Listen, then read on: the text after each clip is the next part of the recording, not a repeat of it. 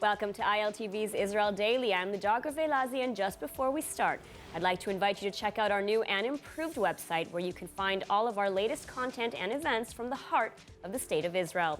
So please check it out and subscribe to ILTV.tv. And now, coming up in today's newscast.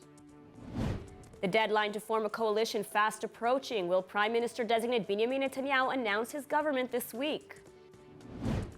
As political turmoil and demonstrations grip Peru, rescue missions are underway to evacuate Israelis trapped in the country.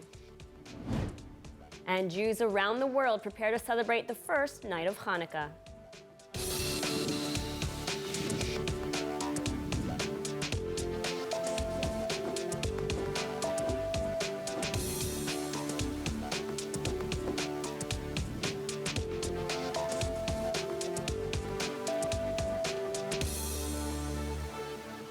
As political and civil unrest grips Peru, Israelis trapped in the country are looking for a way out.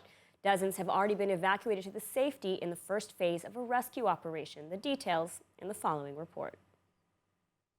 With Peru's government declaring a month-long state of emergency, the Israel Foreign Ministry reissuing a travel warning for the country.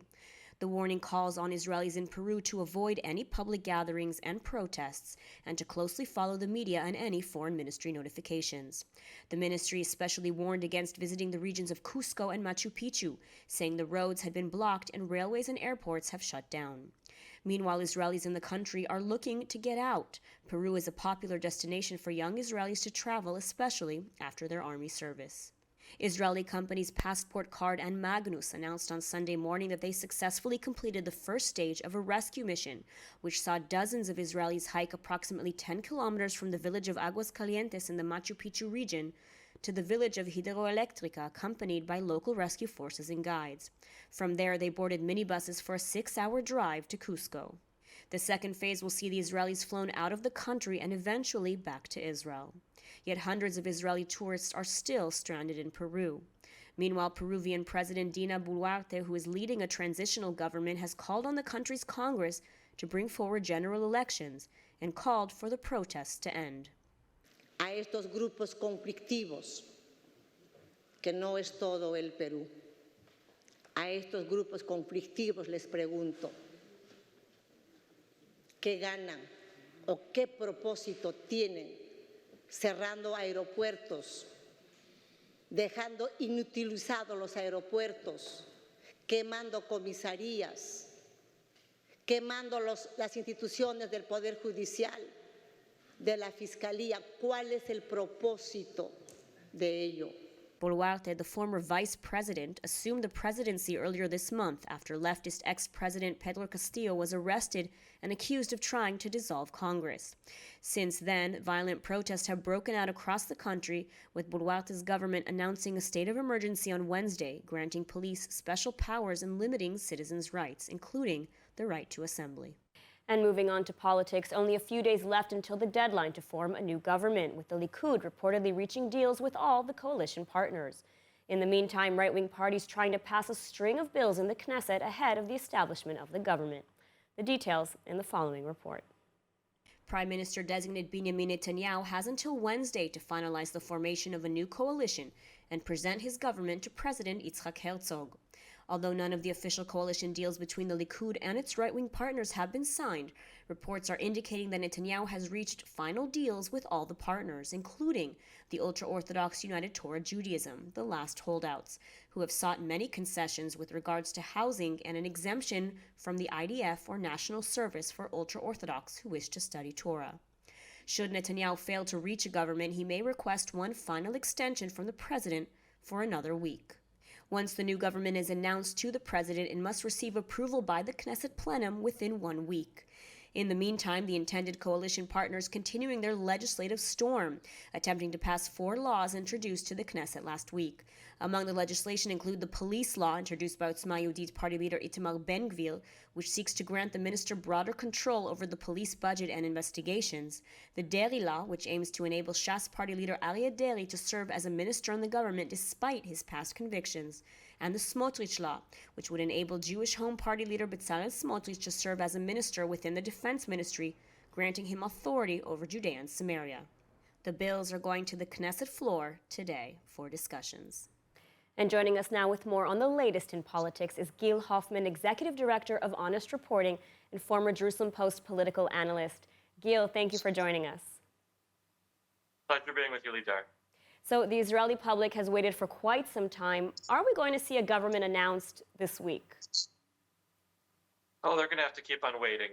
According to the straight law, there does not need to be a government this week. What has to happen this week is that Netanyahu has to tell President Herzog two words, Allah v'yadi. I succeeded in building a government. He doesn't need to have actually succeeded in building a government. He just has to say it. And then he has another week in which he can convene the Knesset to actually propose the government and have them sworn in. And during that week, anything can happen. So there's still plenty of time. We're not done yet. All right. Now, many critics are saying that Netanyahu has made too many concessions in his talks with coalition partners, now especially with the agreement that is taking shape with United Torah Judaism, providing the party control over housing, an exemption from military service. I mean, what are your thoughts on this? Well, there's no doubt that Netanyahu has gone above the call to try to satisfy his coalition partners and try to get them off his back. He really thought that he would have an easy time forming a government that would be a homogenous government with the right wing and religious parties that have been his allies for so many years. He thought he could do it within a week or two after the election, but they haven't trusted him and they've tried to squeeze him dry. And he hasn't even gotten to his Likud yet, where there's a lot of animosity beneath the surface at him by Likud politicians who wanted to rise a lot faster and couldn't because he never got out of the way. Now, we're seeing that much of the Israeli public is actually against many of the concessions that Netanyahu has given towards the ultra-Orthodox, for example. I mean, how is he going to be able to maneuver this sort of to balance this all out? Right now, he doesn't really have to worry too much about the public because we don't have an election around the corner.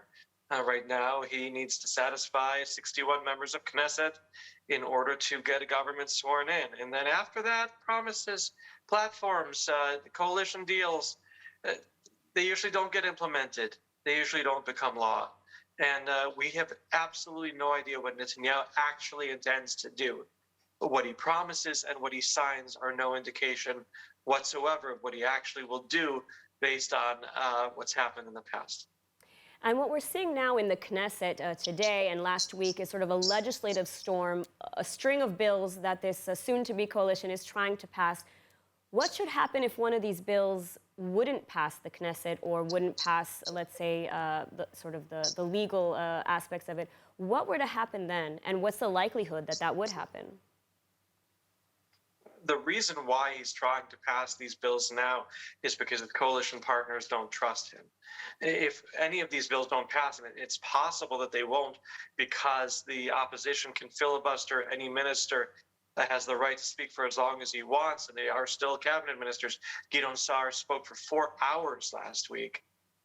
Then they will then have to rely on him to keep the promise to pass it after the government has been sworn in, or they can decide not to support the government and prevent it from being formed, and I don't see that happening. So there could be 1 or 2 of these bills not passed. Now, even if they do, then, as you said, Lidar, there are legal ramifications for all of them. They will all be challenged in the Supreme Court. The Attorney General has already said she won't support some of these bills. It's going to be a legal battle that's going to go on for months. And that'll lead to then the Knesset trying to take action against the Supreme Court. The fun has just begun. And so, looking forward, as we know, this is the most right-wing government in Israel's history that's taking shape. What can we and what should we expect from such a government? What policies are going to be at the forefront?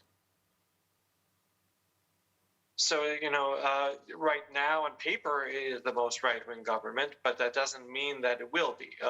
We know that it's the most security-minded government and that its main goal is to take steps to end the terror that there was in the streets. And if that's why Itamar Ben-Gvir will be empowered as the minister in charge of the police to take steps that weren't taken in the past. But how right-wing it'll actually be depends on what Netanyahu lets.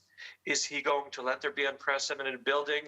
To watch full episodes of ILTV's Israel Daily and tons of other content from Israel, visit our website at iltv.tv or download the ILTV Plus app.